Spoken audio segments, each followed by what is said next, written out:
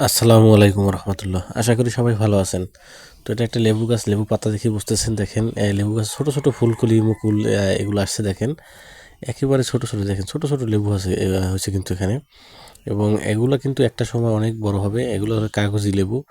লেবুর কিন্তু যে বিভিন্ন জাত আছে দেখেন, এগুলো কিন্তু কাগজি লেবু, অরিজিনাল কাগজি লেবু। লেবুর কিন্তু বিভিন্ন জাত আছে, বিভিন্ন ভ্যারাইটিস আছে, বাট সব থেকে লেবুর শ্রেষ্ঠ বা লেবুর রাজা বলা হয় কাগজি লেবুকে, যেগুলো সাইজ অনেক ছোট হয় এবং এগুলোতে রস অনেক বেশি হয়। লেবুর রাজা আমার শুধু গাছ একটা না, আরও আছে দেখেন। এই যে সামনের দিকে আমি যাইতেছি আপনাদেরকে দেখানোর জন্য।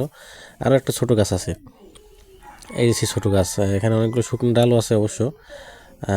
ডালের পাশাপাশি দেখেন এখানেও কিন্তু পাতার ফাঁকে ফাঁকে লেবু, পাতার ভাজে ভাজে লেবু দেখেন। ছোট্ট ছোট্ট কিন্তু এখনও, এগুলো কিন্তু আরও বড় হবে ইনশাল্লাহ।